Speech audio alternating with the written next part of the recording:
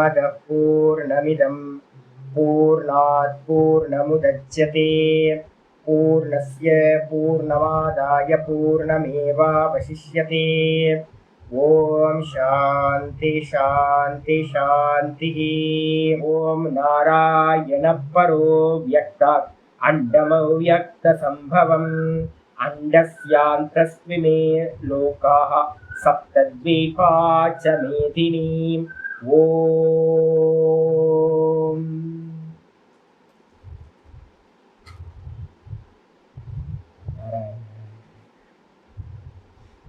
நமஸ்காரம். நம்ம இன்னையிலிருந்து பார்க்க போறது பகவத்கீதையில முக்கியமான அத்தியாயம் 12வது அத்தியாயம், துவாதச அத்தியாய பக்தி யோகம் அப்படின்னு இதுக்கு பேர் வச்சிருக்கு. இதெல்லாம் பின்னாடி வந்தவங்க பாத்தீங்க அப்படின்னா ஆச்சாரியர்கள் பாத்தீங்கன்னா பிரிச்சு இதுக்கெல்லாம் பேர் கொடுத்துருக்காங்க. வாஸ்தவத்துல நம்ம சொல்ற பேரெல்லாம் பாத்தீங்கன்னா பகவத்கீதையில கிருஷ்ணர் சொல்லும்போது நான் பக்தி யோகம் சொல்ல போறேன், நான் விஸ்வரூப தர்ஷன யோகம் சொல்ல போறேன், அப்பெல்லாம் பிரிக்கிறதுலாம் இல்லை. அப்ப நம்ம வசதிக்காக 700 ஸ்லோகங்களை பாத்தீங்கன்னா பின்னாடி வந்த ஆச்சாரியர்கள் பிரிச்சாங்க.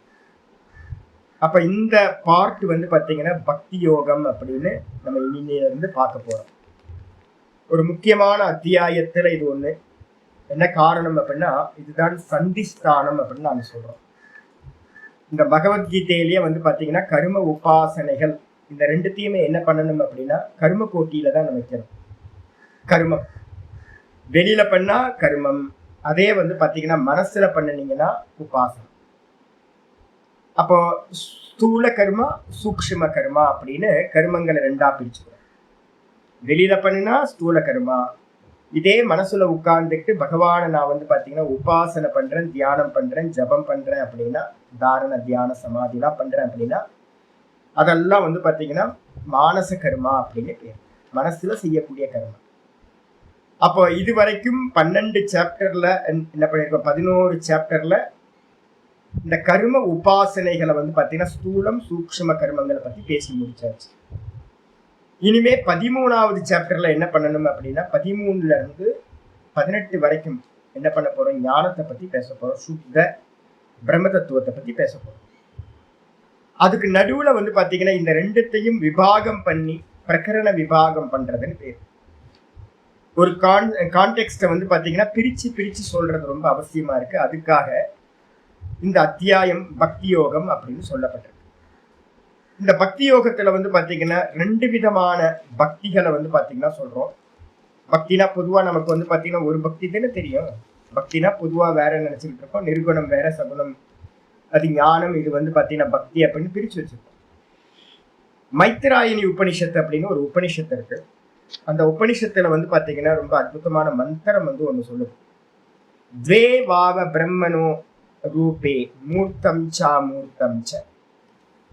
பிரம்மத்துக்கு பாத்தீங்கன்னா சுத்த நிர்குண நிராகாரமா இருக்கக்கூடிய பிரம்மத்துக்கு 2 ரூபங்கள் இருக்கு.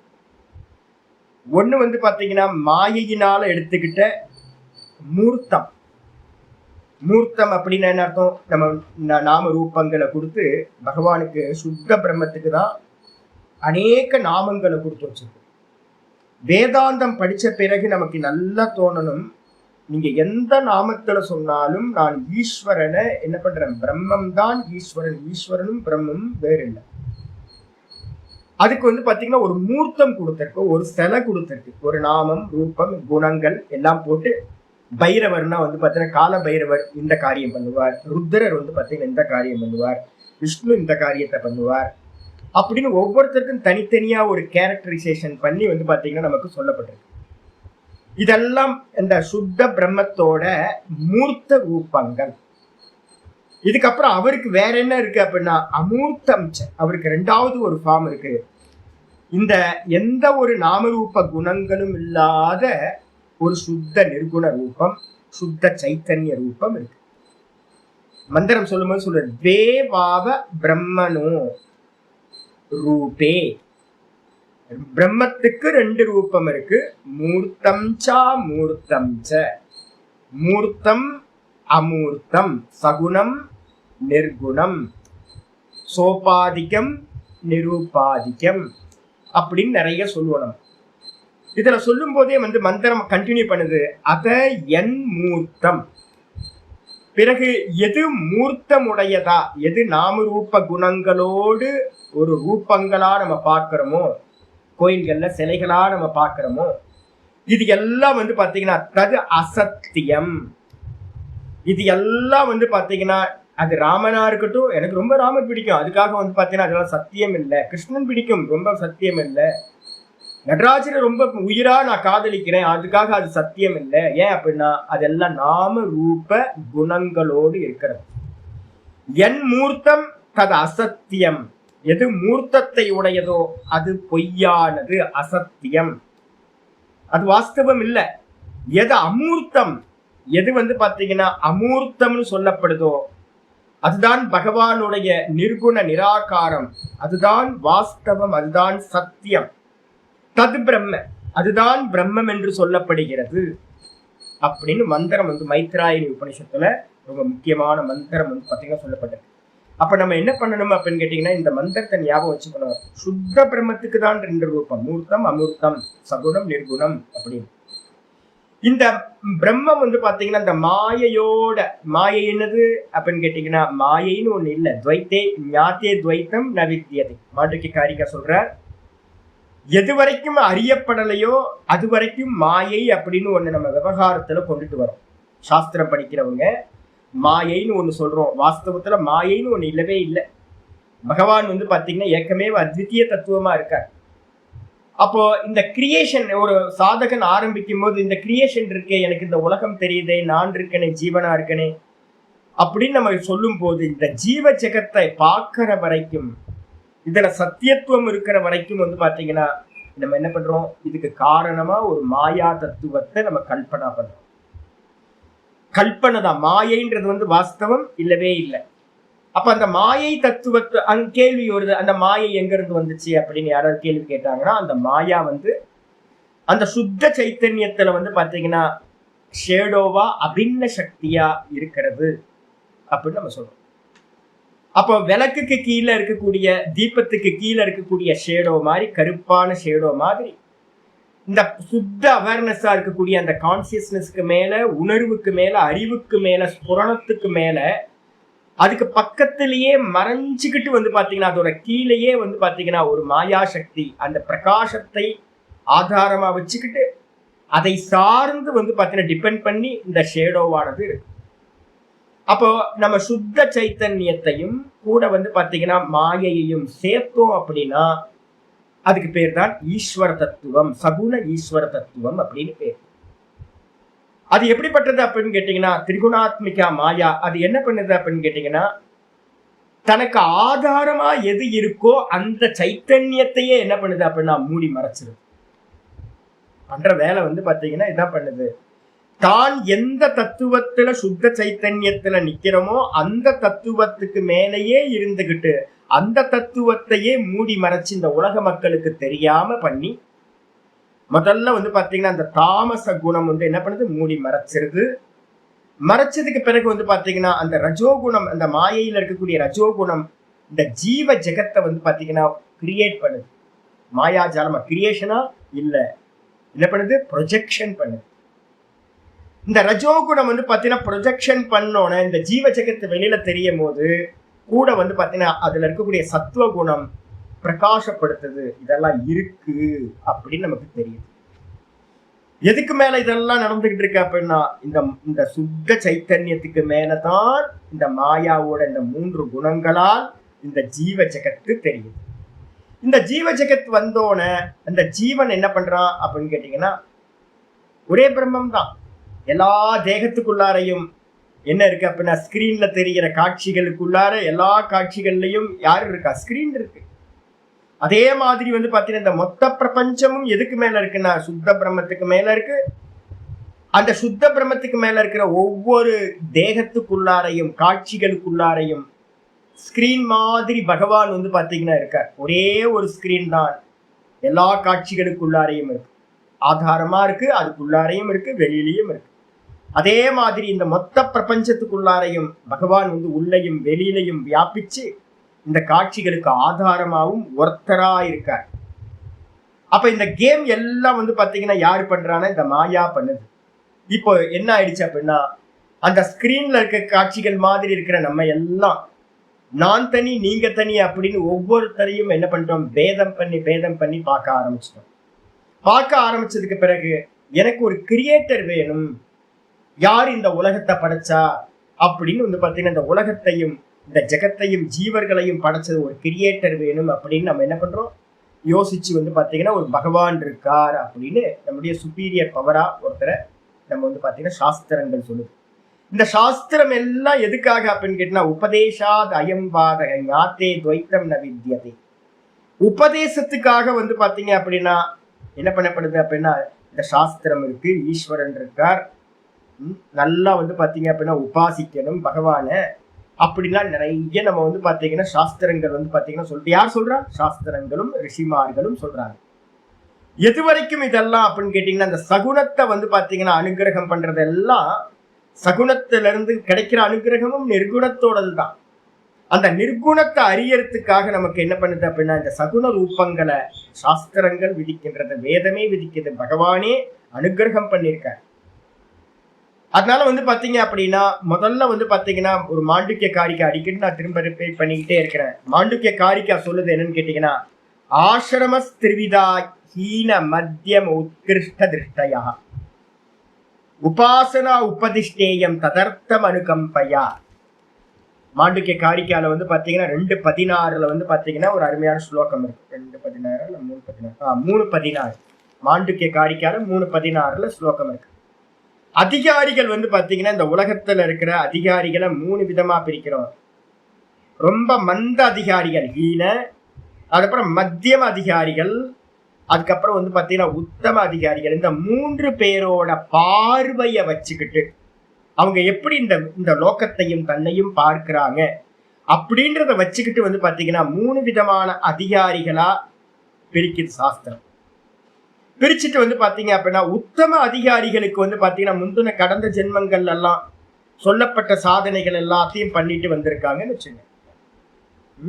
அவங்க எல்லாத்துக்கும் வந்து பாத்தீங்கன்னா கிருத உபாஸ்தின்னு பேர். ஏற்கனவே முந்தின ஜென்மங்கள்ல கர்மயோகத்தையும் நல்ல ஈஸ்வர உபாசனைகளையும் பண்ணி நல்ல மகான்களா வந்து பாத்தீங்கன்னா வரும்போதே சுத்த அந்த கரணத்தை உடையவங்களா, உத்தம அதிகாரிகளா, சாதன சதுஷ்டயம் ஃபுல்ஃபில் ஆனவங்களா யார் இருக்காங்களோ, சித்தம் சஞ்சலம் இல்லாம இருக்காங்களோ அவங்களுக்கு வந்து பாத்தீங்கன்னா இந்த வேதாந்தத்தை சொன்ன மாத்திரத்துல, தத்துவமசின்னு சொன்ன மாத்திரத்துல, நீதான் அதுவா இருக்குன்னு சொன்ன மாத்திரத்துல அவங்களுக்கு வந்து பாத்தீங்கன்னா நிர்குணம் வந்து பாத்தீங்கன்னா உள்ள வந்து பாத்தீங்கன்னா புரிஞ்சிருது.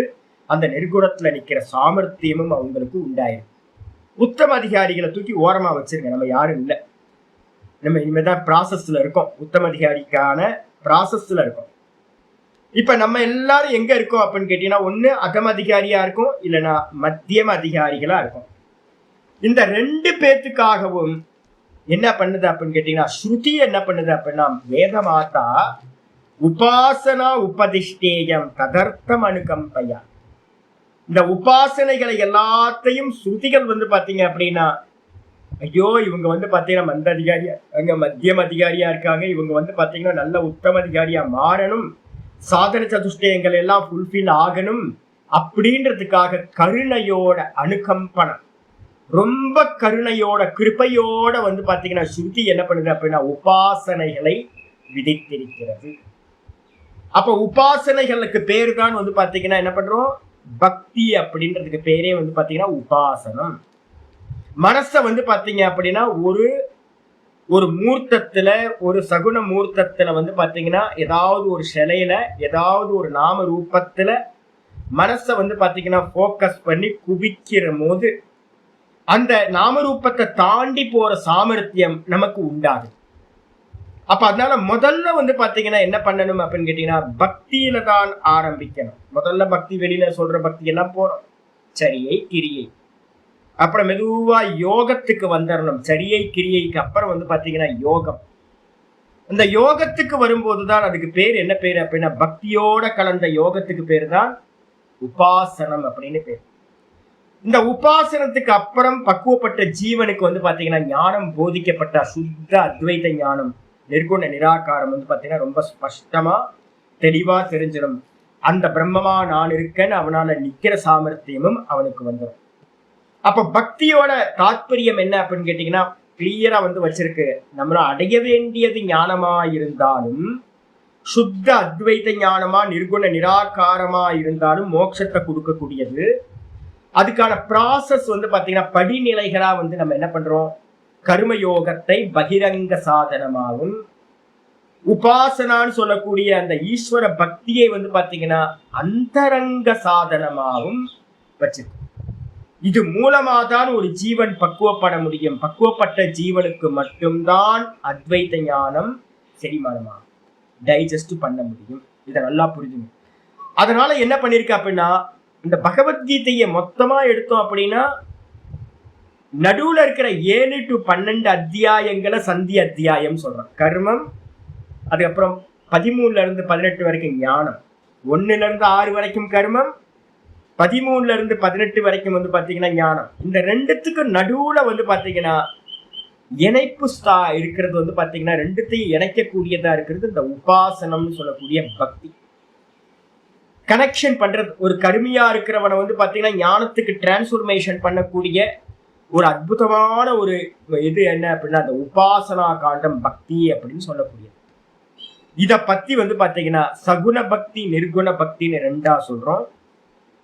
இந்த சகுன பக்தியை ஒருத்தன் நல்லா உபாசனையோடு யோகத்தோடு கூடி பழகின பிறகுதான் அவனுக்கு 6வது சாப்டர்ல சொல்லப்பட்ட நிர்குணத்துல ஆத்ம தத்துவத்துல பிரம்ம தத்துவத்துல நிக்கிற சாமர்த்தியம் அவனுக்கு உண்டாகுது. இல்லைன்னா சப்தமா தெரிஞ்சுக்கலாம், ஆனா சப்தம் தெரிஞ்சவங்களுக்கு எல்லாத்துக்கும் பாத்தீங்கன்னா அதுல நிக்கிற சாமர்த்தியம் உண்டாகாது, நிஷ்டை சம்பாதனம் பண்ண முடியாது. அதனால பாத்தீங்கன்னா 2 விதமான உபாசனைகள் அப்படின்னு நம்ம இந்த பக்தி வரும்போதே, பக்தின்னு வரும்போதே என்ன பண்ணிக்கணும், உபாசனான்னு பேரை போட்டுக்கணும். உபாசனான்னு வரும்போதே என்ன பண்ணிக்கணும், நான் தான் பாகவதத்தை எல்லாத்தையும் எடுத்துக்கிட்டு இருக்கேன். கபிலர் என்ன சொல்றார் அஷ்டாங்க யோகத்துல, சுகமுனிவர் பாத்தீங்கன்னா விஸ்வரூபத்தை என்ன சொன்னார், உத்தவர் பாத்தீங்கன்னா உத்தவருக்கு கிருஷ்ண பரமாத்மா என்ன சொல்றார், மைத்திரேயி பாத்தீங்கன்னா ரிஷி பாத்தீங்கன்னா இவருக்கு உத்தவருக்கு பாத்தீங்கன்னா சொல்ற மாதிரியே நம்ம விதுரருக்கு பாத்தீங்கன்னா சொல்றார். அப்போ பாத்தீங்கன்னா நிறைய மகரிஷிகள் பாத்தீங்கன்னா சொல்றாங்க எல்லா பக்தியும் என்ன அப்படின்னு கேட்டீங்கன்னா யோகம், எல்லா பக்தியும் யோகம். அப்ப பகவான் இடத்துல சகுன மூர்த்தத்துல நீங்க பண்ற அந்த யோகத்துக்கு பேர் தான் உபாசனம். அப்ப சகுனத்துல உபாசனம் போக்கஸ் பண்ணி சித்தத்தை நிப்பாட்டுறது, அதான் உபாசனம். அதே நிர்குணத்துல பாத்தீங்கன்னா அகம் அகம் அகம்ன்ற ஸ்புரண மாத்திரமா நிக்கிறோம் அப்படின்னா அதுக்கு பேர் தான் பாத்தீங்கன்னா நிர்குண உபாசனான்னு பேரு. அதுக்கு பேர் தான் நிதித்தியாசனம் அப்படின்னு பேரு. அப்ப சகுன பக்திக்கு பாத்தீங்கன்னா உபாசனம், சகுன உபாசனம்னு பேரு. நிர்குண உபாசனைக்கு என்ன பேரு, நிதித்தியாசனம் அப்படின்னு பேர் சொல்றோம். இப்ப கேள்வி பாத்தீங்கன்னா இந்த 2 விஷயத்தை பத்தி தான் இங்க ஆச்சாரியார் பாத்தீங்கன்னா ஆரம்பிக்கிறார். இந்த பக்தி யோகத்துக்கு பாத்தீங்கன்னா ஆச்சாரியார் ஒரு சம்பந்த பாஷ்யம், அவதாரிகா பாஷ்யத்தை சொல்றார். முதல்ல வந்துருங்க அவதாரிகா பாஷ்யம். द्वितीय प्रवृत्तिषु अध्यायेषु विभूति अन्तेषु परमात्मनो ब्रह्मणः अक्षरस्य विध्वस्त सर्व विशेषणस्य उपासनम् उक्तम्.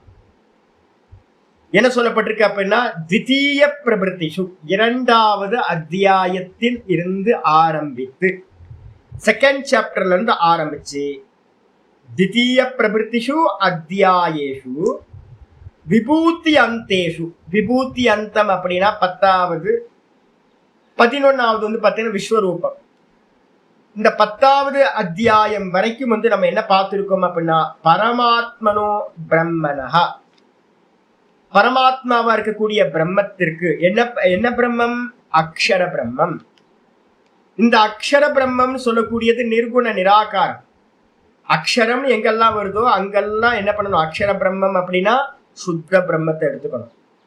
அந்த சுத்த பிரம்மத்துக்கு பாத்தீங்கன்னா எப்படிப்பட்ட சுத்த பிரம்மம், வித்வஸ்த. துவஸ்த அப்படின்னா நாசம் செய்தல் அர்த்தம். வித்வஸ்தனா விசேஷ ரூபத்துல துவஸ்தம் பண்ணி நாசம் பண்ணி இது இல்ல இது இல்ல இது இல்ல இது இல்ல இது இல்ல அப்படின்னு எல்லா நாமரூபங்களையும் வந்து பாத்தீங்கன்னா நேத்தி நேத்தி நேத்தி நேத்தி நேத்தி அப்படின்னு சர்வ விசேஷணஸ்ய வித்வஸ்த வித்வஸ்த சர்வ விசேஷணஸ்ய. நம்ம அந்த பகவானுக்கு மேல வந்து பாத்தீங்கன்னா என்ன நாமரூபங்கள் எல்லாம் போட்டிருக்கோமோ அந்த நாமரூபங்கள் எல்லாத்தையும் இது இல்லை இது இல்லை இது இல்லைன்னு எல்லாத்தையும் துவஸ்தம் பண்ணதுக்கு பிறகு, நீக்கினதுக்கு பிறகு உபாசனம் முக்தம். அதுதான் உபாசனம். நேத்தி நேத்தி நேத்தி நேத்தி நேத்தி நேத்தி நேத்தி பண்ணிக்கிட்டே போவீங்க. அதுக்கப்புறம் வந்து பாத்தீங்கன்னா நேர்த்தி பண்ணதுக்கு பிறகு தான் மாத்திரம் மிச்சம் இருக்கும், வெறும் உணர்வு மாத்திரம். அந்த உணர்வுலையே நிக்கிறதுக்கு பேர், அறிவுலையே நிக்கிறதுக்கு பேர் தான் நிர்குண உபாசனை அப்படின்னு பேர்.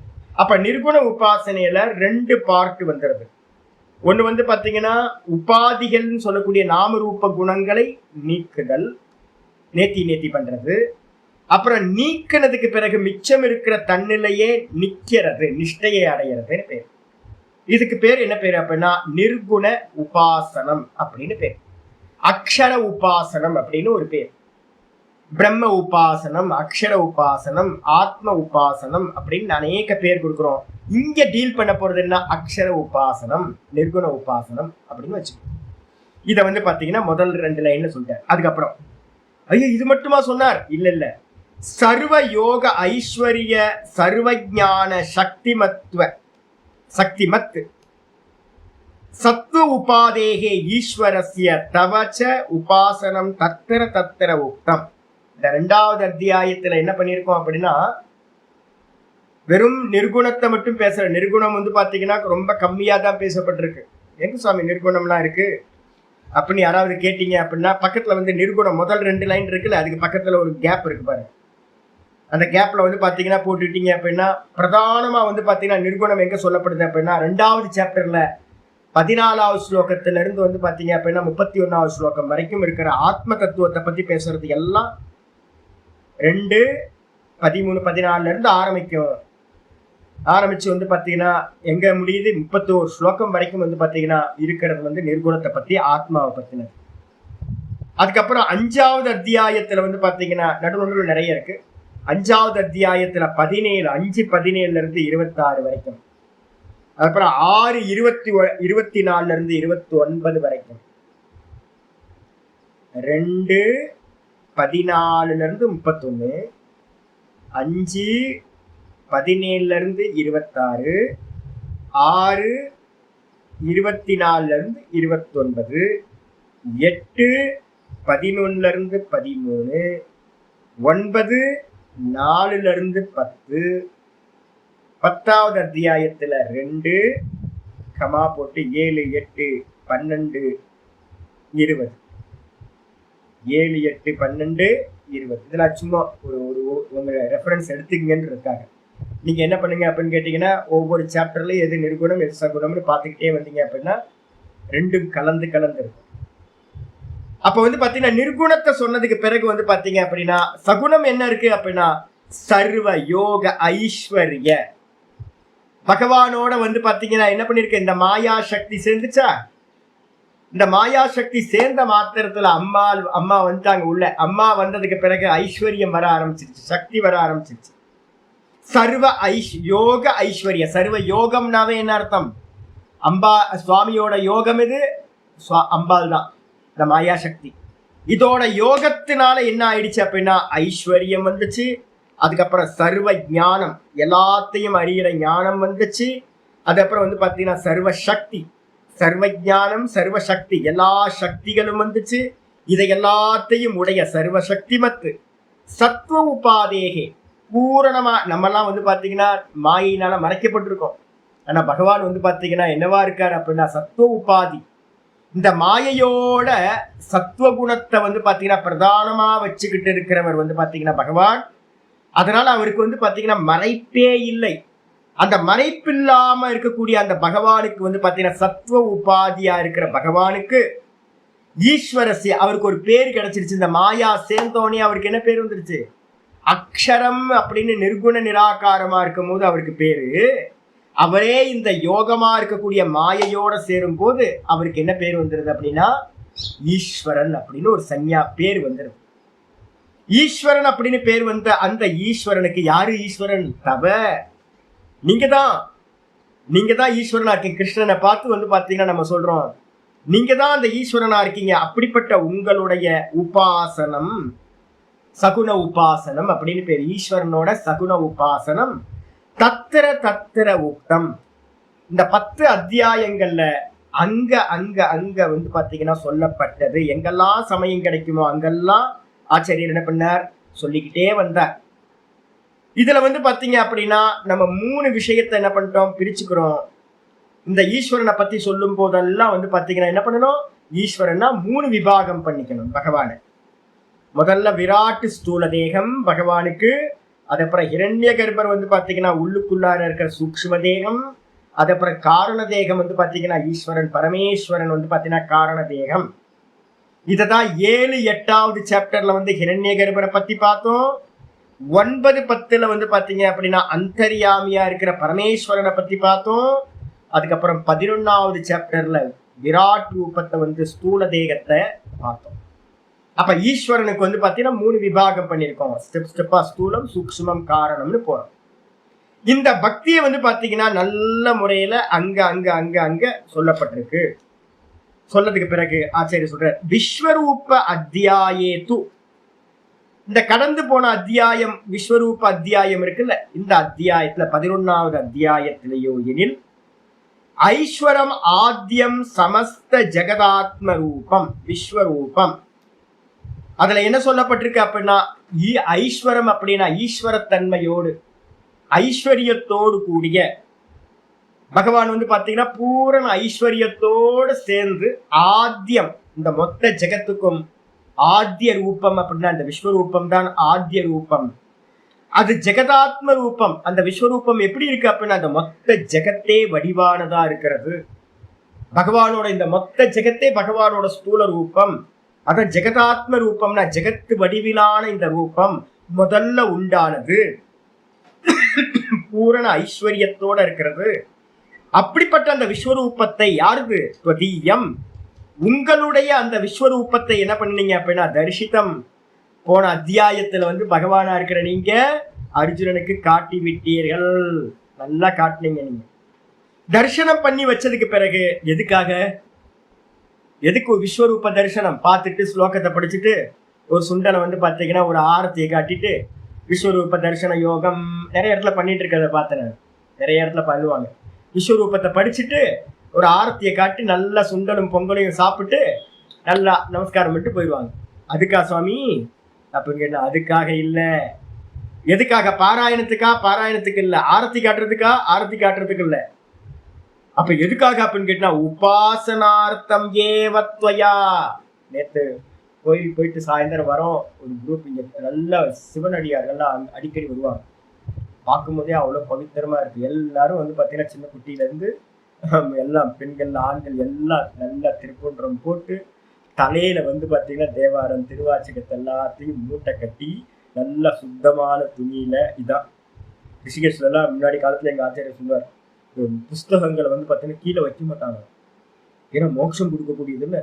அப்ப வந்து பாத்தீங்கன்னா தலையில சுமந்துக்கிட்டு நேற்று பாத்தீங்க அப்படின்னா எல்லாம் கிரிவலம் போறாங்க. ஒரு 10-15 பேர் போறாங்க. நல்லா வந்து பாத்தீங்கன்னா நல்லா பாராயணம் பண்ணிக்கிட்டே கையில வந்து பாத்தீங்கன்னா ஒரு சில மியூசிக் இன்ஸ்ட்ருமெண்ட்டை வச்சுக்கிட்டு நல்லா சுத்தி வராங்க. நீங்க பார்க்கலாம், நிறைய இடத்துல பார்க்கலாம். ஆனா என்ன பண்ணப்படல அப்படின்னு கேட்டீங்கன்னா கண்ணை மூடி உட்கார்றதை நம்ம எங்கேயுமே பார்க்க முடியாது. எல்லா இடத்துலயும் பாராயணம் நடக்குது, எல்லா இடத்துலயும் கர்மங்கள் நடக்குது, எல்லா ஆரத்தி பூஜைகள் எல்லாம் நடக்குது. ஆனா வந்து பாத்தீங்கன்னா இது எல்லாம் எதுக்கு அப்படின்னா ஈஸ்வரனை வர்ணனை பண்ணப்பட்டிருக்குல்ல. சிவபெருமானுக்கு வர்ணனைகள் வந்து பாத்தீங்கன்னா பெரியவங்க பண்ணியிருக்காங்க. ஒவ்வொரு கோயிலா போய் பண்ணியிருக்காங்க. விஷ்ணு பகவானுக்கு வந்து பாத்தீங்கன்னா பக்தர்கள் அவ்வளோ வர்ணனை பண்ணியிருக்காங்க. இப்ப நம்ம வர்ணனைகள் எல்லாத்தையும் விஸ்வரூப வர்ணனைகள் எல்லாத்தையும் ஒவ்வொருத்தருக்கு மூலமா பார்த்துருக்கோம்.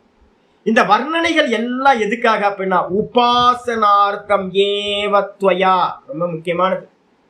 பகவானை வந்து பாத்தீங்க அப்படின்னா வர்ணனை பண்ணது வர்ணனைக்காக இல்லை. மொத்த பாகவதம் எதுக்கு? கதை கேட்கறதுக்காக.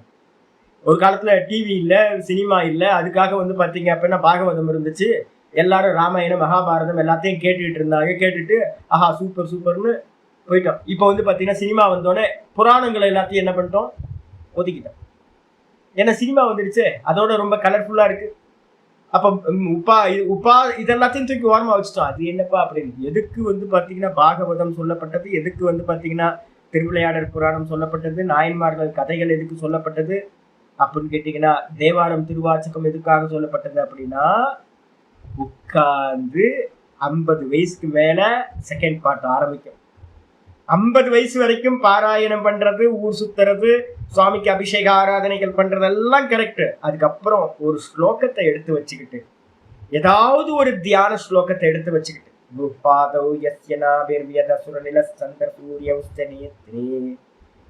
விஷ்ணு சகஸ்ரநாமத்துல இருக்கிற ஒரே ஒரு ஸ்லோகத்தை எடுத்து வச்சு வந்து பாத்தீங்கன்னா, வானத்துக்கும் பூமிக்கும் இருந்த அந்த வாமனன் வந்து பாத்தீங்க அப்படின்னா இந்த மொத்த ஜெகத்தைய திருவிக்கிரம சுவாமியா வந்து பாத்தீங்கன்னா வாமன அவதாரத்துல இருந்து மேல வந்து நிக்கிறார்.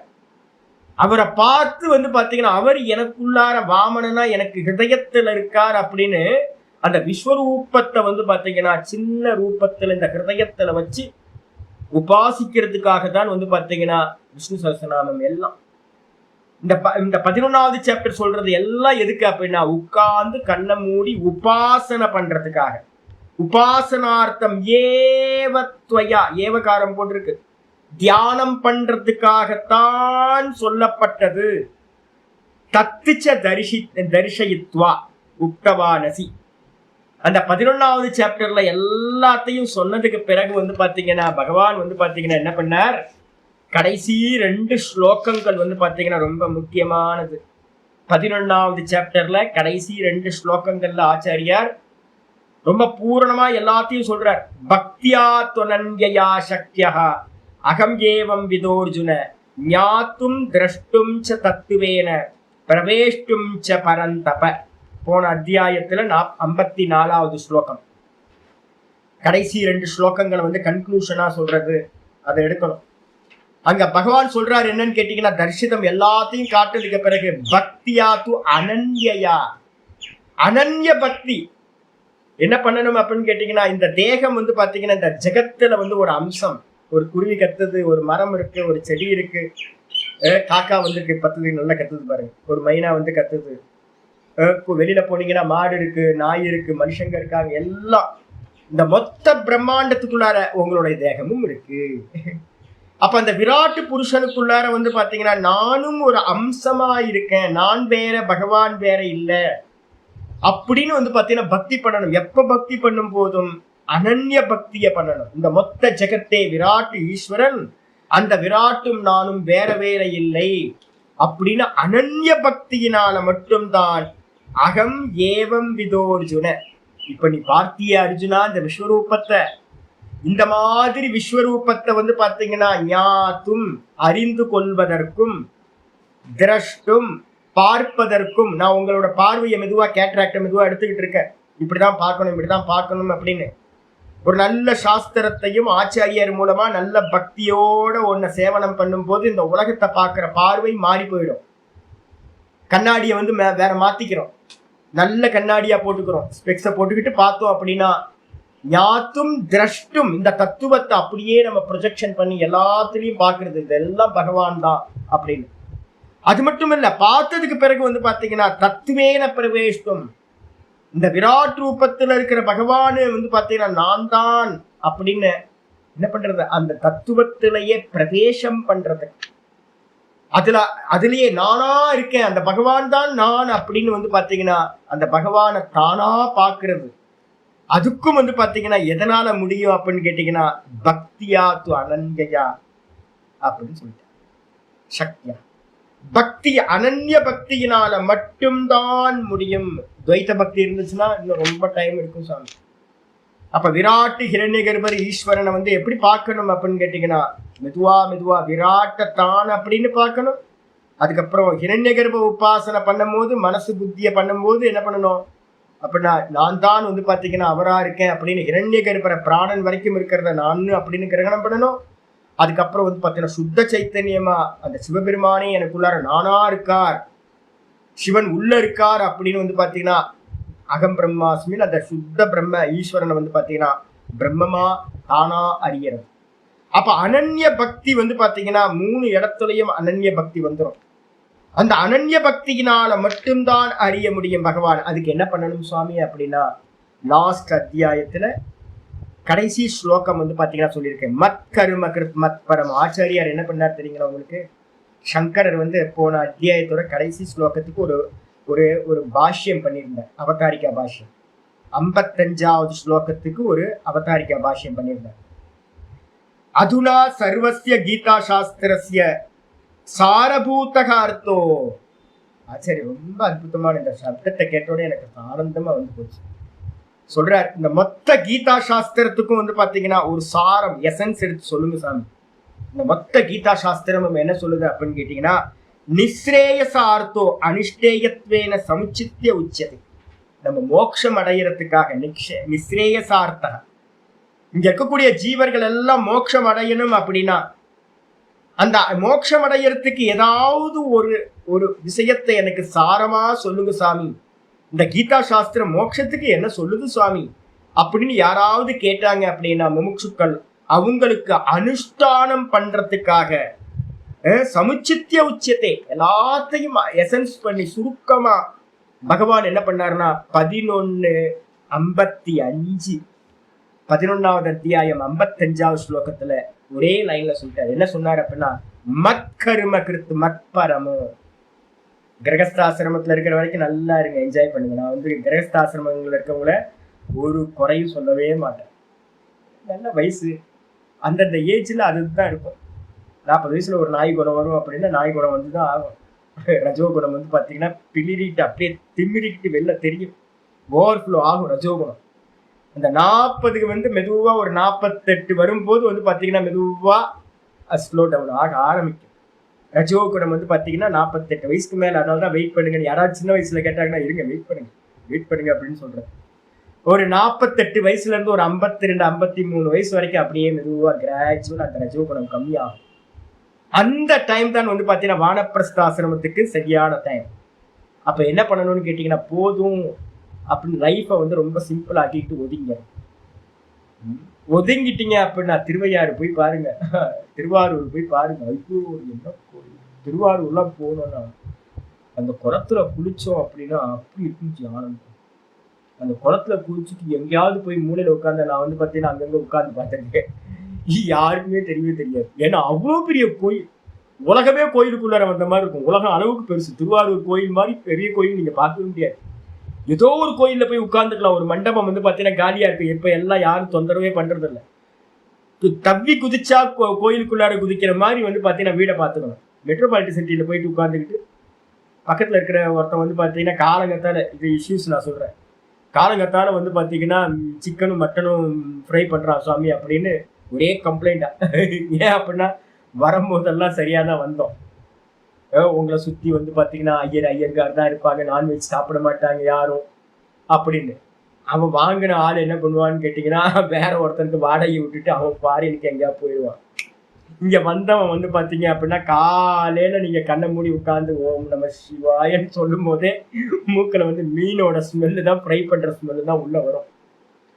பிரச்சனை எல்லா அப்பார்ட்மெண்ட்லயும் வந்து பாத்தீங்கன்னா இதான் பிரச்சனையில இருக்கு. அப்ப என்ன பண்ணணும், நம்ம ஒழுங்கா ஒதுங்கி இருந்துகிட்டு ஈஸ்வரனை பாவிச்சுக்கிட்டு இருக்கிறதுன்னு வேலை. அப்போ என்ன பண்ணணும் அப்படின்னு கேட்டீங்கன்னா, இங்க ஆச்சாரியார் சொல்றாரு என்ன பண்றாருன்னா, பண்ண வேண்டியது என்ன அப்படின்னா மத் கரும கிருத்து, எனக்காகவே கர்மம் பண்றவனா, என் பொருட்டு கர்மம் பண்றவனா இருக்கணும். அப்ப வானப்பிரஸ்தத்துல இருந்துகிட்டு தான் பண்ண முடியும் ஒழிய இங்க கிரகஸ்தாசிரமத்துல இருந்துட்டு அது சம்பவிக்கிறது ரொம்ப கஷ்டம், டஃப்பா இருக்கும். நிறைய பேர் எனக்கு போன் பண்ணி சுவாமி முடியல முடியாது. எப்படி முடியும்? 10% வந்து இப்ப 20% வந்து நம்ம வந்து பாத்தீங்கன்னா பகவானுக்காக கர்மம் பண்றோம் அப்படின்னா, கடந்து போன ஜென்மங்கள்ல நிறைய ஜென்மங்கள்ல நம்ம வந்து பாத்தீங்கன்னா கர்மயோகம் பண்ணி கொஞ்சம் கொஞ்சமா கரையேறி இருந்தோம்னா கிரகஸ்தாசிரமத்துல இருந்துகிட்டு பகவானுக்காகவே கர்மம் பண்றதுன்னு கொஞ்சம் சம்பவிக்கும். யாரெல்லாம் கிரகஸ்தாசிரமத்துல இருந்து பகவானுக்காக பண்ற அப்படின்னு ஒருத்தன் ஒரு 20% பண்ணா மகானவன் பண்ண முடியாது, ரொம்ப கஷ்டம். அதே நேரத்துல வானப்பிரஸ்தம் வந்துட்டீங்க அப்படின்னா, வானப்பிரஸ்தம் அதுக்காக தான் சொல்லப்பட்டிருக்கு. எந்த கர்மம் எடுத்தாலும் வந்து பாத்தீங்க அப்படின்னா, ஒரு டீ குடிக்கிறோம் சாமிக்கு அர்ப்பணம், ஒரு பூஜை பண்றோம் சாமிக்கு அர்ப்பணம், ஒரு தானம் பண்றோம் சாமிக்கு அர்ப்பணம் அப்படின்னு எதை பண்ணினாலும் சுவாமிக்கு சுவாமிக்கு சுவாமிக்கு சுவாமிக்குன்னு மத்கர்ம கிருத்து மத்பரமோ, சாமிக்காகவே கர்மத்தை பண்றது. லட்சியம் என்னப்பா அப்படின்னா மத்பரமோ, பகவானையே கத்தியா, பகவானையே அடையணும் அப்படின்றதாக மத்பரமமாய் அவரையே லட்சியமா வச்சுக்கிட்டு, மத்பக்தக பகவானையே பக்தி பண்ணிக்கிட்டு காலையில இருந்து சாயந்தரம் வரைக்கும். நான் ஒரு இதுக்கு ஆவுடையார் கோயில் போயிருந்தேன், திருப்பெருந்துறை. அதுல வந்து பாத்தீங்கன்னா ஒரு சாயந்தரம் நாங்க போய் நல்லா அங்க தங்கணும், நல்லா ரொம்ப அருமையா நல்ல கோயில். போங்க, என்னைக்காவது போங்க. ஆத்மநாதேஸ்வரர், ஆத்மநாதேஸ்வரன் பேரு. ஐயோ அற்புதமான கோயிலுங்க. நாங்க இப்போ ஒரு சும்மா ஒரு சாத்துர் மாசத்துக்கு ஒரு வாடகைக்கு வீடு எடுத்துட்டு அங்க போய் தங்கி கிளாஸ் எடுத்துட்டு இருக்கலாம்னு நினைக்கிறேன். அற்புதமான கோயில். தப்பி குதிச்சோன்னா கோயிலுக்குள்ளார போயிடலாம். யோகாம்பிகா, அம்பாள் பேர் வந்து பாத்தீங்கன்னா யோகாம்பிகா. என்ன அற்புதமா இருக்கு தெரியுங்களா? இது சிவலிங்கம் இல்லை, சிவலிங்கம் இல்லாம ஒரு கவுத்து போட்டு வச்சிருப்பாங்க. ஒரு குண்டான வந்து பாத்தீங்கன்னா கவுத்து போட்டு வச்சிருப்பாங்க சிவலிங்கம் மாதிரி. படியை வந்து பாத்தீங்கன்னா அளக்கிற படி இருக்குன்னு அந்த படியை எடுத்து கவுத்து வச்சிருப்பாங்க. என்ன தத்துவம் பாருங்க. நிர்குண நிராகாரத்தை கொஞ்சம் சகுனம் சேர்த்து வந்து பாத்தீங்கன்னா சகுனம் நிராகாரம், சகுனம் நிராகாரம். சிவலிங்கத்துக்கு அர்த்தமே அதுதான். அதை வச்சுக்கிட்டு அம்பாலே இல்ல, பாதம் மட்டும்தான் இருக்கும். அம்பாலே இல்ல, யோகாம்பிகான்னு சொல்றாங்க. பாதம் மட்டும்தான் இருக்கும், தரிசனம் பண்ண முடியாது. என்ன அற்புதம் தெரியுங்களா? போய் பாருங்க, என்னைக்காவது ஒரு நாள் போங்க. அற்புதமா இருக்கு. எங்கேயாவது போய் ஏகாந்தமா உட்கார்ந்துக்கிட்டீங்கன்னா அப்படி ஓங்காரம் வந்து பாத்தீங்கன்னா அப்படியே நாதம் தெரிக்கும். பின்னாடி இருந்து கோயிலுக்கு உள்பக்கமே இருந்தீங்கன்னா யாரும் வரமாட்டாங்க. உட்கார்ந்து ஓங்காரத்தை சொன்னீங்கன்னா அப்படியே நாதம் தெரிக்குதுங்க. அப்படி ஐயோ அப்படியே புல்லரிக்கும் உங்களுக்கு வந்து பாத்தீங்கன்னா. அப்ப வந்து பாத்தீங்க அப்படின்னா இருந்துகிட்டு மத்கர்மக்கிறது. அதுல வந்து பாத்தீங்கன்னா ராத்திரி வந்து பாத்தீங்கன்னா சுவாமிக்கு வந்து பாவக்காய் போட்டு, அப்புறம் புழுங்கல் அரிசி சாதம். சுவாமிக்கு வந்து பாத்தீங்கன்னா நெய்வேத்தியம் வேற எங்கேயுமே புழுங்கல் அரிசி பண்ண மாட்டாங்க, எல்லாம் பச்சரிசி தான். அப்ப புழுங்கல் அரிசி சாதத்தை வந்து பாத்தீங்க அப்படின்னா பண்ணி ராத்திரியில வந்து பிரசாதமா கொடுத்தாங்க. அதை ஒரு சின்ன குட்டி பையன், ஒரு பத்தினி, வயசு ரொம்ப கம்மி, அவங்க வந்து சுவாமி நான் உங்களுக்காக நான் வாங்கி கொடுக்குற சுவாமி அப்படின்னு எங்க 2 பேத்துக்கு வாங்கி கொடுத்தாங்க. என்ன கேட்டேன் அப்படின்னா, ஆமா சுவாமி வேலை முடிஞ்சு சாயந்தரம் வந்து பள்ளியறை பூஜைக்கு போகணும், அதே மாதிரி திருப்பள்ளி எழுச்சின்னு காலையில முதல் பூஜைக்கு வந்துடுறேன். இங்கே எல்லா சிவன் கோயில்லையும் வந்து பாத்தீங்க அப்படின்னா இந்த 2 பூஜையை வந்து பாத்தீங்கன்னா இல்லறத்துல இருக்கிறவங்க என்ன பண்றாங்க அப்படின்னா கண்டிப்பா கலந்துக்கிறவங்க இருக்காங்க. இந்த 2த்துலயும் வந்து பாத்தீங்கன்னா காலையில ஒரு வாட்டி சாயந்தரம் ஒரு வாட்டி, மீதி எல்லாம் வந்து பாத்தீங்கன்னா வேலைக்காக போறது. வேற வழியில கிரகஸ்தாசனம். இதே வானப்பிரஸ்தனம் ஆயிட்டீங்கன்னா என்ன பண்ணலாம்? காலையில சந்தியா, மாத்தியானிக்கு சந்தியா, சாயம் சந்தியா, எல்லாத்தையும் வந்து பாத்தீங்கன்னா 3 காலம் வந்து பாத்தீங்கன்னா குளிச்சுட்டு வந்து பாத்தீங்கன்னா சுவாமி முன்னாடி நின்றுட்டு சுவாமியோட தரிசனம் பண்ணி, சுவாமி பக்கத்திலேயே இருந்துகிட்டு ஓரமா மூலையில உட்கார்ந்துக்கிட்டு ஒரு சுவாமியை ஜபம் பண்ணிக்கிட்டு, எந்த கர்மம் பண்ணினாலும் பகவானுக்குன்னு அர்ப்பணம் பண்ணிக்கிட்டு, மத்கர்ம கிருத்து மத்பரமோ மத்பக்தக, என்னுடைய பக்தனாக. இதெல்லாம் பண்ண ஒண்ணுத்துல பற்று உண்டாச்சுன்னா இன்னொன்னுல இருக்க பற்று என்ன ஆயிடும்? விட்டு போயிடும். வீட்டுக்குள்ள உட்கார்ந்துக்கிட்டு பற்று விடணும்னா எங்க பற்று விட போகுது? பற்று விடவே விடாது. வீட்டை விட்டுட்டு வரலன்னா சுவாமியை சார்ந்து இருக்கும் போது வந்து பாத்தீங்கன்னா சங்க வரிச்சுத்தக எல்லா சங்கமும் மெதுவா ஏன்னா டைம் இருக்காது. கோயில் பூஜை, ஐயோ காலையில பூஜை இருக்கு, சாயந்தரம் பூஜை இருக்கு, இந்த பூஜை அந்த பூஜை அப்படின்னு கலந்துப்பீங்க. மீதி இருக்க நேரம் வந்து பாத்தீங்கன்னா ஒரு தூண் ஓரத்துல மூலையில யாரும் தெரியாத ஒரு இடத்துல உட்கார்ந்துக்கிட்டு இருட்டுல அழகா சுவாமியை வந்து பாத்தீங்கன்னா என்ன ரூபத்தை பாத்தீங்களோ அந்த ரூபத்தை அப்படியே மனசுக்குள்ளார கொண்டு வந்து அப்படியே தியானம் பண்ணிக்கிட்டு, கொஞ்சம் டிஸ்டர்ப் ஆகுதா திரும்ப வந்து பாத்தீங்கன்னா அந்த பூஜையில எதையாவது ஒரு ஆரத்தியை பாக்குறது, திரும்ப மேல இருந்து கீழே வரைக்கும் பாக்குறது. நிறைய கோயில் ஆள் இல்லாம இருக்கு. நல்லா சுகமா பார்த்து வந்து பாத்தீங்கன்னா அப்படியே உள்வாங்கி. இதுல பாபநாசம் போங்க. பாபநாசத்துல வந்து பாத்தீங்க அப்படின்னா கைலாசநாதர் கோயில் ஒண்ணு இருக்கு. இதெல்லாம் போய் பார்க்கணும். கைலாசநாதர் கோயில் வந்து ஆளே இருக்காதுங்க. பாத்தீங்க அப்படின்னு ரொம்ப ஃப்ரீயா இருக்கும். தாமிரபரணி கரையில சுவாமியை பார்த்துக்கிட்டே இருக்கலாம். ஒண்ணுமே இருக்காது, சிவலிங்கம் தான். எந்த அலங்காரம் இதெல்லாம் ஆடம்பரம் எதுவுமே இருக்காது. ஆனா பார்த்துக்கிட்டே இருக்கலாம். உள்ள வந்து உங்களோட இருதயத்தை அவர் எடுத்துப்பாரு. அப்படியே பின்னாடி வந்து போனீங்க அப்படின்னா ஓங்காரத்தை சொன்னீங்கன்னா கைலாசநாதர் கோயிலையும் திருப்பரந்துறையிலையும் ஓங்காரத்தை சொன்னீங்கன்னா அப்படியே நாதம் ஸ்பஷ்டமா. அங்கிருந்து அப்படியே குற்றாலத்துக்கு வந்தீங்க அப்படின்னா குற்றாலத்துல ஐயோ ஓங்காரத்தை சொன்னீங்கன்னா அப்படி பிரம்மபுரம் இதுலயே என்னது அங்கேயே அம்பாசமுத்திரம் பக்கத்திலேயே பிரம்மபுரியா என்னது நல்ல ஊர். அதுவும் எல்லாம் தோட்டத்துக்குள்ள எவ்வளவு பெரிய கோயில்கள் தெரியுங்களா? நம்ம வந்து சிட்டிக்குள்ளார உட்காந்துக்கிட்டு வந்து பற்று விடலைன்னா எப்படி பற்று விடும்? பற்று எப்படி விடும்? பற்றற்றானை பற்றுக. பற்று இல்லாதவன பகவானை பிடிச்சாதான் நம்ம பற்று விட முடியும். சங்க பரிச்சித்தக பிரம்மதேசம். பிரம்மதேசம் ரொம்ப பாருங்க, பேரே பிரம்மதேசம். ஆளே இல்லை, கோயிலுக்குள்ளார ஆளே இல்லை. உள்ளுக்குள்ளார போயிட்டீங்க அப்படின்னா ஓம் ஓம் ஓம் ஓம் சொன்னீங்கனாலும் வந்து பார்த்தீங்கன்னா யாரும் டிஸ்டர்ப் ஆகாது. பகவானையே உட்காந்து பார்த்துக்கிட்டே இருக்கலாம். எதிர்க்க உட்காந்து தீபம் மட்டும் போட்டு வச்சுருப்பாங்க. நட சாத்தாம இருக்கும், நீங்க பாட்டுக்கு பார்த்துக்கிட்டே. ஆமா பிரம்மதேசம். ஆமா சொல்லிட்டாரு. பிரம்மதேசம் என்ன கோயில்றீங்க? பிரம்மதேசம். குற்றாலநாதர் கோயிலுக்குள்ளார போனீங்கன்னா அவ்வளோ அற்புதமா இருக்கும். குற்றாலநாதர்ல என்னமா இருக்குன்றீங்க. வேற என்ன வேலை சுவாமி அப்படின்னு கேட்டீங்கன்னா, வயசான காலத்துல 50 வயசுக்கு மேல வீட்டுல தங்கக்கூடாது.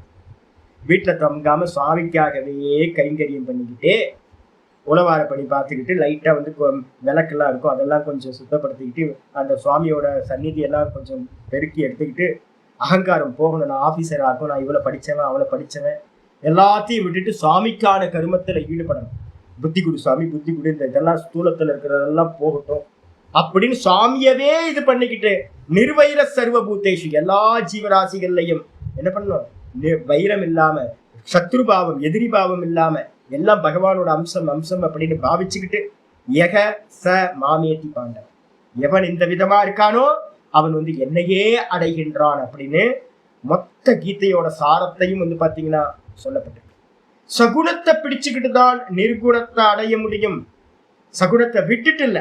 அப்ப ஆச்சாரியர் ரொம்ப தெளிவா வந்து பாத்தீங்கன்னா இங்க சொல்ற என்ன அப்படின்னு கேட்டீங்கன்னா, விஸ்வரூப அத்தியாயே ஐஸ்வரம் ஆத்யம் இங்க மத்கர்ம கிருத்தி இத்தியாதி தத்துச்ச தர்ஷயித்வா.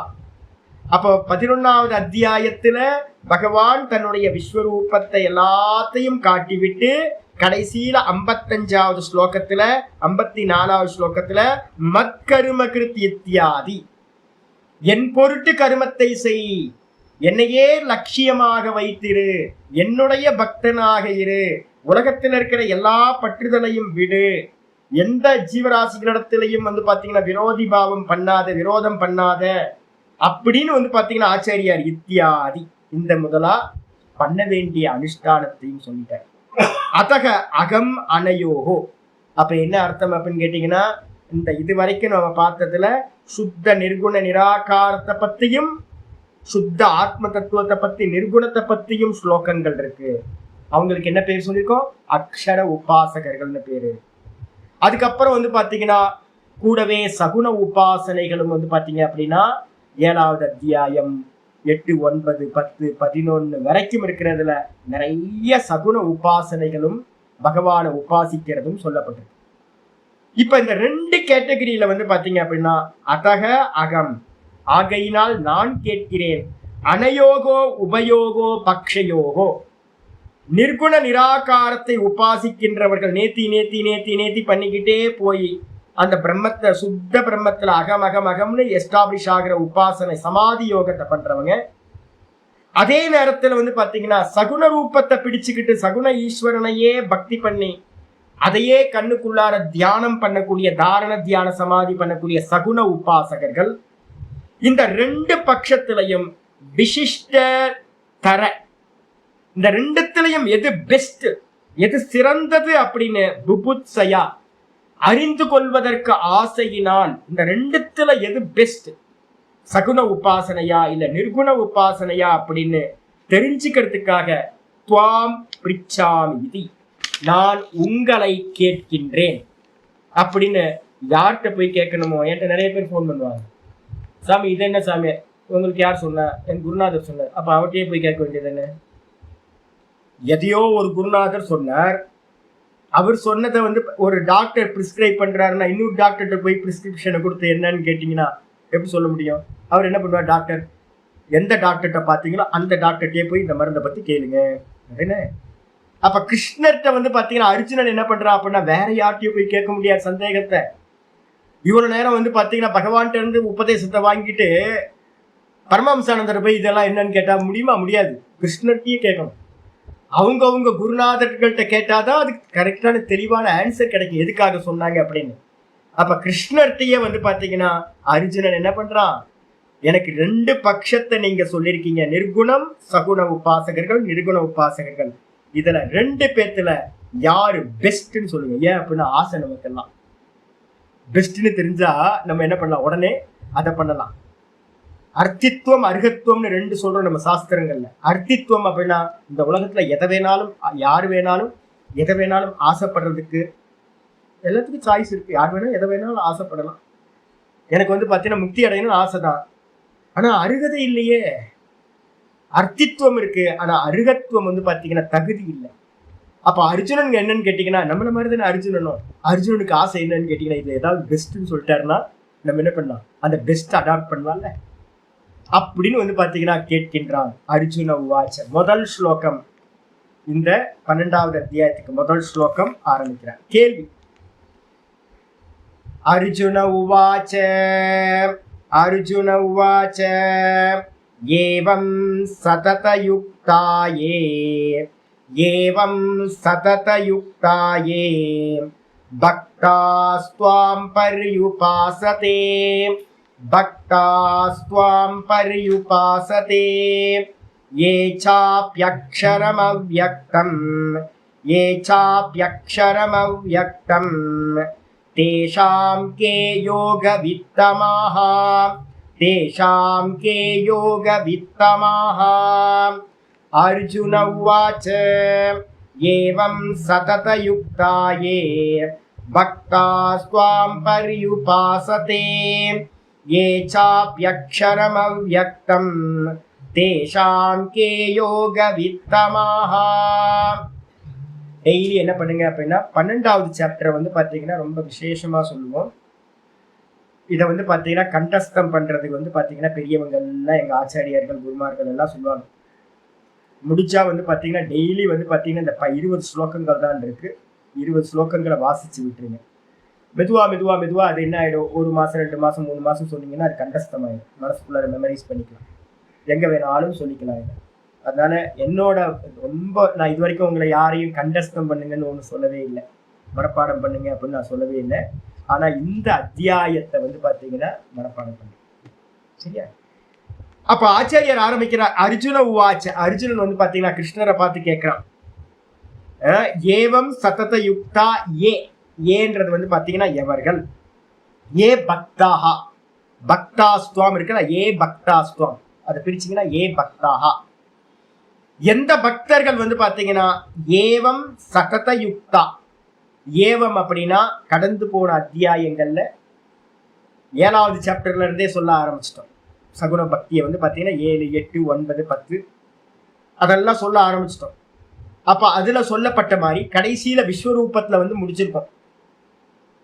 சொல்லப்பட்ட விதமாக பகவானோட ஒவ்வொரு அங்கமா தாரண தியானம் பண்ணி அப்புறம் பூரண ரூபத்தையே பகவானோட ரூபத்தையே வந்து பாத்தீங்கன்னா உபாசிக்கிற மெத்தட் பாகவதத்துல இருந்து உங்களுக்கு சொல்லியிருக்கேன்.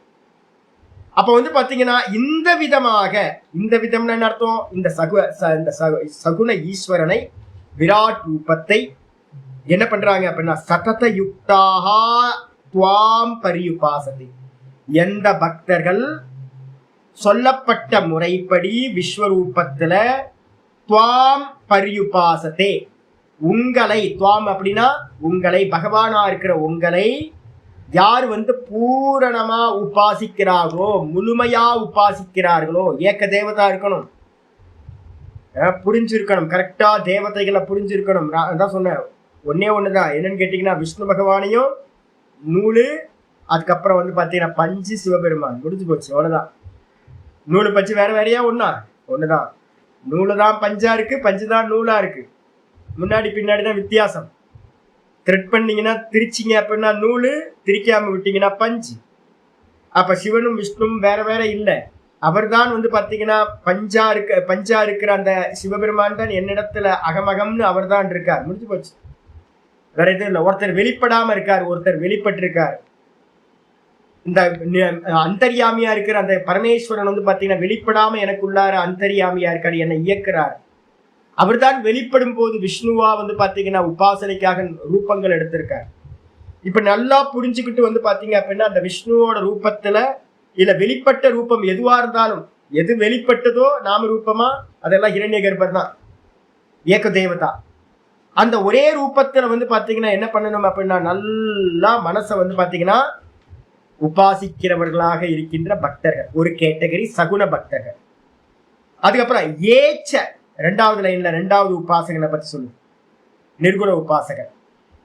எவர்கள் வந்து பாத்தீங்கன்னா ஏச்ச மேலும் எவர்கள் அக்ஷரம் அவ்யக்தம். அக்ஷரம்னு என்ன அர்த்தம்? நாசமில்லாதது, நக்ஷரதி நாசமில்லாதது. அவ்யக்தம் அப்படின்னா வெளிப்படாதது, நாமரூப குணங்களா வெளிப்படாதது. எது? நிர்குண நிராகாரம், சுத்த பிரம்ம தத்துவம்.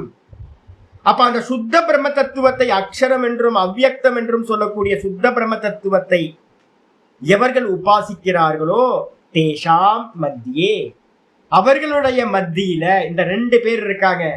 முதல் லைன்ல சகுன உபாசகர்கள், இரண்டாவது லைன்ல நிர்குண உபாசகர்கள்.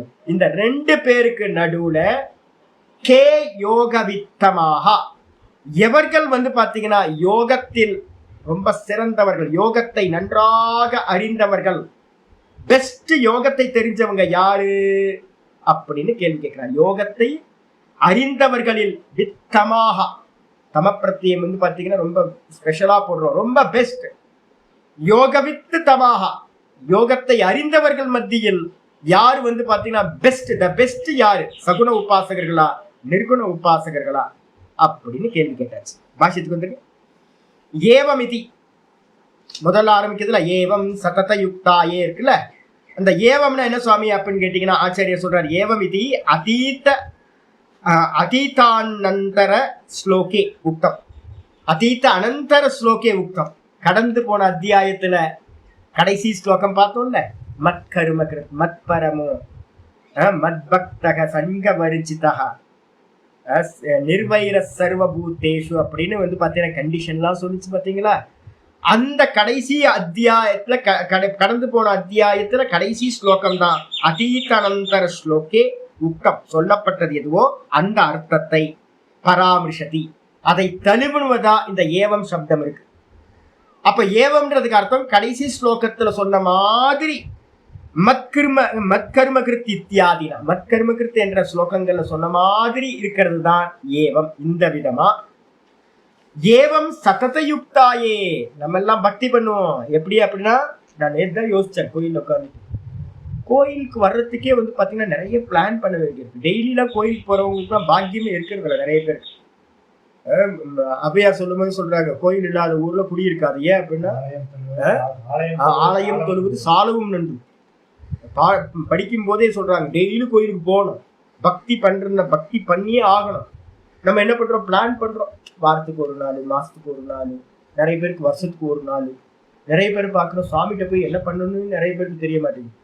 எல்லாம் பிரசாதம் வாங்குறது தான் நிற்கிறாங்களோடய வந்து பார்த்தீங்கன்னா ஷார்ட்கட்ல சாமிகிட்ட போய் தரிசனம் பண்ணி மேலேருந்து கீழே வரைக்கும் தரிசனம் பண்ணி நல்ல மங்கள நீராஞ்சனத்தை பார்த்து கற்பூர ஆரத்தியை பார்த்து நல்லா கண்களில் ஒத்திக்கிட்டு சாமிக்கு தீர்த்தம் வாங்கி நல்லா சாப்பிட்டு சடாரியை சாத்தி நல்ல மனசார சுவாமியை உள்வாங்கி கடைசியில வந்து பிரசாதத்தை வாங்கிட்டு போகணும்னு யாருக்கும் தெரியும். டெய்லி கோயிலுக்கு வரவங்க வந்து பார்த்தீங்கன்னா பாக்கியவாங்க. டெய்லி கோயிலுக்கு வரவங்க பாக்கியவாங்க. வீட்டுக்குள்ளார இருந்தீங்கன்னா கல்டிவேட் பண்ண முடியாது சார், கல்டிவேட்டே பண்ண முடியாது. கல்டிவேட் பண்ணணும்னா காலையில சாயந்தரம் கோயிலுக்கு போயிட்டே இருந்தீங்கன்னா கல்டிவேட் ஆகிட்டே இருக்கும். மீதி நேரத்திலலாம் சுவாத்தியாயத்தை பண்ணிட்டு பேசாம இருந்துட்டு இருக்கலாம். அப்போ வந்து பார்த்தீங்கன்னா என்ன பண்றது அப்படின்னா, ஏவம் இந்த விதமா போன ஸ்லோகத்துல சொன்ன மாதிரி சததயுக்தா.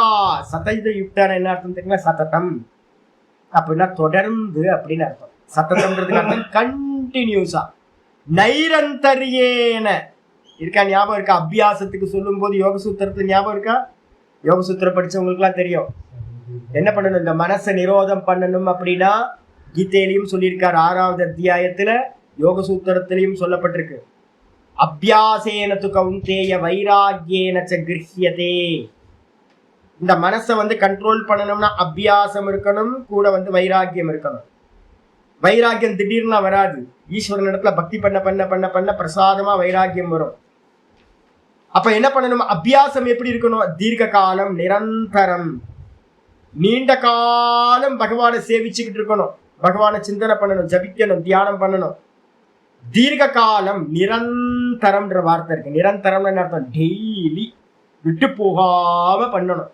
அதுதான் இங்க ஆச்சாரியர் சொல்றாரு, நைரந்தரியேன்னு சொல்றாரு. அபியாச வைராக்கியாபியம் தன்னிரோதக யோக சூத்திரத்துல. அபியாசேனத்து கௌந்தேய வைராகிய கிருஷ்யத்தை அப்படின்றது கீதா 6வது சாப்டர்ல. அப்ப ரெண்டுத்திலையும் அந்த அபியாசம் சொல்லப்பட்டிருக்கு. அபியாசம் எப்படி இருக்கணும் அப்படின்னா லட்சணம் சொல்லுது, நிரந்தரமா இருக்கணும். அதான் சதத யுக்தாயே, டெய்லி காலையில வரணும், சாயந்தரம் போகணும், சுவாமியை ஜபிக்கணும், தியானம் பண்ணணும் நித்தியமா. பகவத் கருமாதௌ யதோக்தே அர்த்தே சமாஹிதாக சந்தக பிரவருத்தாக இத்தியர்த்தக. என்ன பண்ணணும்? தொடர்ந்து பகவானோட கருமத்துல, பகவத் கருமாதவ், பகவானோட கருமத்திலேயே தொடர்ந்து நிக்கிறது. கூட வந்து பாத்தீங்கன்னா எதோக்தே அர்த்தே. பார்த்தசாரதி கோயில்ல போனா ஒரு ஆளை வந்து பாத்தீங்கன்னா, நான் போயிருந்தேன், கோயில உட்கார்ந்துருந்தேன், நான் முன்னாடி சொல்றேன், அடிக்கடி போவேன். ஒருத்தர் வந்து பாத்தீங்க அப்படின்னா படிச்சுக்கிட்டு இருக்கான், காலேஜ் படிச்சுட்டு இருக்கான். வேலை என்னப்பா அப்படின்னு கேட்டீங்கன்னா சந்தனம் அடிக்கிறது அவனுக்கு வேலை. அங்க பாத்தீங்கன்னா பார்த்தசாரதி கோயில்ல வந்து நிறைய பேர் சந்தனம் அடிச்சுட்டு இருப்பாங்க. எவ்வளவு பெரிய பெரிய போஸ்டிங்ல இருக்கிறவங்க எல்லாம் என்ன பண்ணுவாங்க அப்படின்னு கேட்டீங்கன்னா சாயந்தரம் காலையிலையும் சேவையில இருக்காங்க. அடியார்கள் சிவன் கோயில்ல பாத்தீங்கன்னா ஏகப்பட்ட பேர் வேலைக்கு போயிட்டு வந்து பாத்தீங்கன்னா சிவன் அடியார்கள் சிவன் கோயிலே இருப்பாங்க, கதியேன்னு இருப்பாங்க. பல்லக்கு தூக்குறதுல இருந்து ஆரம்பிச்சு நிறைய காரியம் பண்ணுவாங்க. அப்ப திருப்பி இப்ப போய் நான் லாஸ்ட் டைம் பார்த்தேன், முன்னாடி மாதிரியே இருக்காங்க. இப்ப போய் பார்த்தா கூட வந்து பாத்தீங்கன்னா ஒரு கூட்டம் வந்து பாத்தீங்க அப்படின்னா சுவாமியே கத்தின்னு வந்து பாத்தீங்கன்னா காலேஜ் போற நேரம் போக காலையில சாயந்தரம் சுவாமிகிட்டே இருக்கான், வேலைக்கு போற சமயம் போக வந்து பாத்தீங்கன்னா கோயில்லயே சேவை பண்ணிட்டு இருக்காரு. அப்ப பகவத் கருமாதவ், நிரந்தரமா பகவானோட கருமத்திலேயே இருந்துகிட்டு எதோக்தே அர்த்தே சமாஹிதக. போன ஸ்லோகத்துல சொன்னோம்ல மத் கர்ம கிருத் அப்படின்னு, அந்த ஸ்லோகத்தோட அர்த்தத்தை நல்லா புரிஞ்சுக்கிட்டு அந்த அர்த்தத்திலேயே சமாஹித சந்தக பிரவருத்தா, ஏகாகிர சித்தத்துக்கு பேர் சமாஹித சித்தம்னு பேர். அந்த ஏகாகிர சித்தத்துல இருந்துகிட்டே வந்து பாத்தீங்கன்னா சந்தகனா ஏகாகிர சித்தத்திலேயே இருந்து கொண்டு சமாஹிதாக சந்தக பிரவருத்தா இத்தியர்த்த. பகவானையே உள்ளுக்குள்ள ஜபிச்சுக்கிட்டே என்ன பண்ண பகவானோட காரியங்கள்ல ஈடுபட்டுக்கிட்டே இருக்கணும். எங்க சுவாமிக்கு வந்து நான் வந்து ஆச்சாரிய சுவாமிக்கு வந்து வேலை செஞ்சுட்டு இருப்பேன், குக் பண்ணிக்கிட்டு இருப்பேன், இல்லைன்னா எதையாவது பேசவே பண்ணிட்டு இருப்பேன். ஆச்சாரிய சுவாமி என்ன பண்ணுவார் அப்படின்னு கேட்டீங்கன்னா, நான் பாட்டுக்கு ஏதோ சப்ஜி சமைச்சுக்கிட்டு இருப்பேன், வேற ஊர்ல எதையாவது சிந்தனை பண்ணிட்டு. சாமி வந்து பாத்தீங்கன்னா பக்கத்துல நின்றுட்டு வந்து பாத்தீங்கன்னா ராம் ராம் ராம் ராம் ராம் ராம் ராம் ராம் அவர் பாட்டுக்கு அவர் ஆசனத்துல இருக்க இங்க வந்து பக்கத்துல வந்து பாத்தீங்கன்னா நான் தானே காய் வெட்டு நான் தான் சமைச்சுக்கிட்டு இருக்கேன். அவர் பாட்டுக்கு நிம்மதியா இருக்க வேண்டியது எதுக்கு இங்க வந்து ராம் ராம் சொல்லிட்டு இருக்காரு. ஏன் அப்படின்னா நான் ரொம்ப நாள் கழிச்சு வந்து பாத்தீங்கன்னா கேட்டேன், ஏன் சாமி என்கிட்ட வரும்போதெல்லாம் ராம் ராம் சொல்றேன். முண்டவே ஒண்ணு கூட புரியவே இல்லையா, டான்ஸ் புத்திவான. நான் எதுக்கு சொல்றேன் அப்படின்னா, நீ வேற எந்த சிந்தனையும் பண்ணாம காய்கறி வெட்டும் போது என்ன பண்ணு, காய்கறி வெட்டும் போதும் உள்ளுக்குள்ளார ராம் ராம் ராம் ராம் சொல்லிக்கிட்டே காய்கறி வெட்டு. புல்லு பிடுங்கும் போது தோட்டத்துல புல்லு பிடுங்கிட்டு இருக்கேன் அப்படின்னா வேற சிந்தனையோட புல்லு பிடுங்காத, ராம் ராம் சொல்லிக்கிட்டே பண்ணுதான் உன் பக்கத்துல வரும்போதெல்லாம் ராம் ராம் சொல்றேன். அப்ப என்ன அர்த்தம்னு கேட்டீங்கன்னா, எந்த காரியம் பண்ணும் போதும் வந்து பாத்தீங்கன்னா ஈஸ்வர சிந்தனையோட இருந்துகிட்டு, அதான் சமாஹித சித்தம். நல்ல சமாஹித சித்தம் போக்கஸ் பண்ணிக்கிட்டு பகவானையே போக்கஸ் பண்ணிக்கிட்டு பகவானிடத்திலேயே அவனோட கருமங்களை நிரந்தரமா பண்ணிக்கிட்டு பிரவருத்தி பண்ணிக்கிட்டு இருக்காங்கன்னு அர்த்தம். ஏ பக்தாக, எந்த பக்தர்கள் அனன்ய சரணக சந்தக, அனன்ய சரணம்னு என்ன அர்த்தம், அவனும் நானும் வேற இல்லை, குருநாதர் மூலமா நல்லா விராட்டு உபாசனையை தெரிஞ்சுக்கிட்டு நான் அவன் வேற வேற இல்லை, அந்த விராட்டுக்குள்ளதான் நானும் இருக்கேன், வாஸ்தவத்துல நான் விராட்டு பகவானா தான் நான் இருக்கேன் அப்படின்னு வந்து பாத்தீங்கன்னா இங்க இருக்கிறது எல்லாம் விராட்டு தான் அப்படின்னு அந்த விஸ்வரூபமா இருக்கிற பகவான சரணாகதி பண்ணி அனன்யமா அனன்ய சரணாக நல்ல பகவான்கிட்ட வந்து அனன்ய பாவத்துல சரணாகதி பண்ணிட்டு இருந்து கொண்டு சந்தக துவாம் யதா தரிசிதம் விஸ்வரூபம், உன்னை எப்படி வந்து பாத்தீங்கன்னா போன அத்தியாயத்துல சொல்லப்பட்டதோ உங்களுக்கு எக்ஸ்ட்ரா பாகவதத்துல நான் எப்படி சொல்லணும், அந்த விஸ்வரூபத்துல உன்னை விஸ்வரூபமா இருக்கக்கூடிய உன்னை பரியுபாசத்தே. பரியுபாசத்தேன்னு என்ன அர்த்தம், கர்மா பண்றதெல்லாம் இல்ல, கூட முக்கியமா சொல்லியிருக்கு தியாயந்தி. கர்மா பண்ணணும், சரியா பண்ணணும், சுவாமிக்கு நிறைய சரியா பரிச்சரிய கர்மா பண்ணணும், சேவைகள் பண்ணணும், அதுக்கப்புறம் கிரியை பண்ணணும். உட்கார்ந்து சுவாமிக்கு வந்து பாத்தீங்கன்னா பூஜை இல்லாதவன் ஒரு முக்தன் ஆக முடியாதுங்க. அப்பை தீட்சிதரோட கதையெல்லாம் எடுத்து படிங்க, நிறைய புக்லாம் இருக்கு. அப்பை தீட்சிதரை பத்தி சர்ச் பண்ணுங்க, அவர் எப்படிலாம் இருந்தார் அப்படின்னு.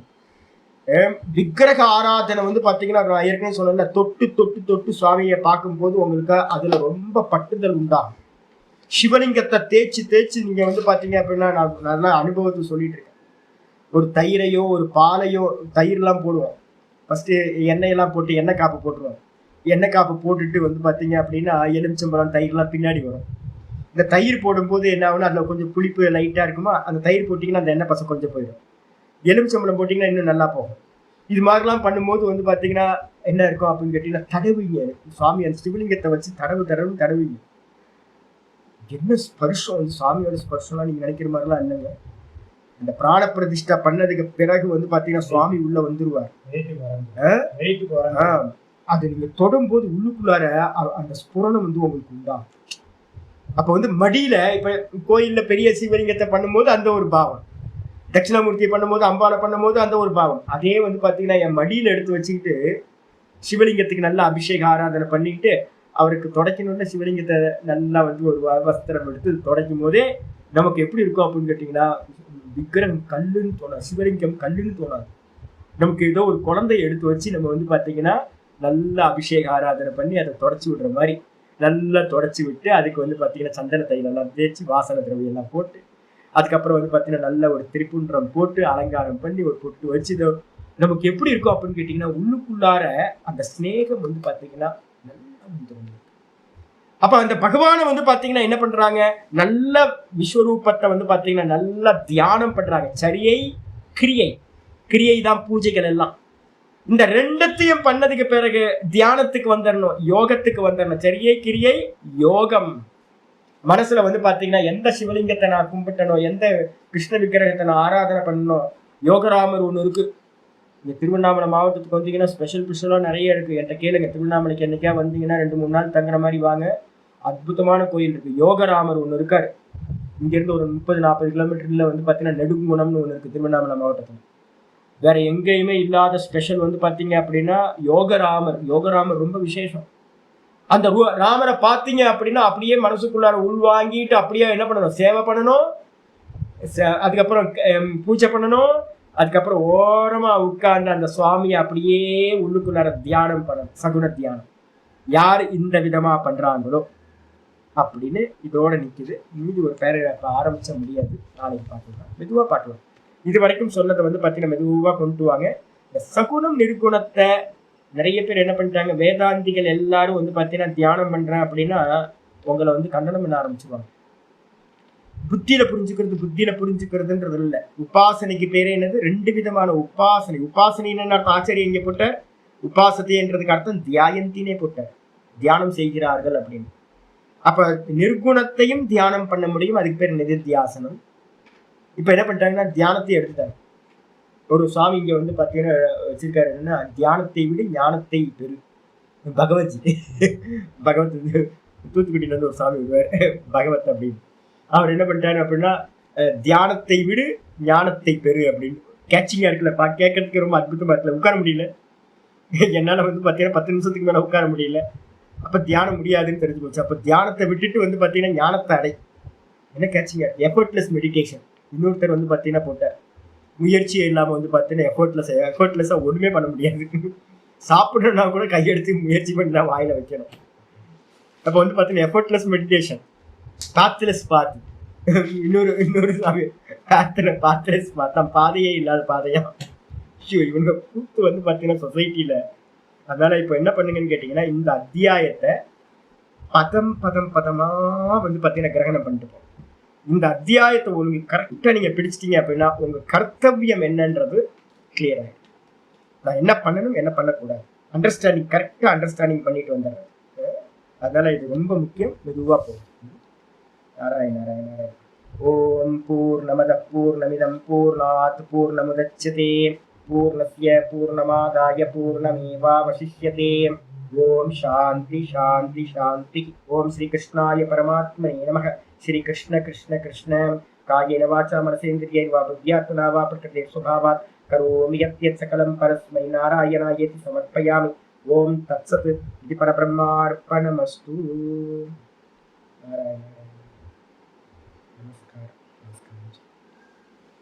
நமஸ்காரம். ஜே இந்த அத்தியாயத்துல இருந்து ஞானம் ஸ்டார்ட் ஆயிடும். இனிமே வந்து பாத்தீங்கன்னா அதிகம் ரொம்ப பேச மாட்டோம், ஃபுல்லா வரப்போகுது. அதனால வந்து கேர்ஃபுல்லா மெதுவா பாஷ்யமா பாருங்க. அந்த பாஷ்யத்தை உள்வாங்க. ஏன்னா கிளாரிட்டி வந்து அப்பதான் கிடைக்கும். யாராவது தப்பா வெளியில பேசினாலும் உங்களுக்கு வந்து பாத்தீங்கன்னா அதை கண்டு மோகம் வராம இருக்கணும்னா சங்கர பாஷ்யத்தை தெளிவா போயிட்டேன். ஒரு 10 வாட்டி வாசிச்சுக்கிட்டே விட்டுருங்க.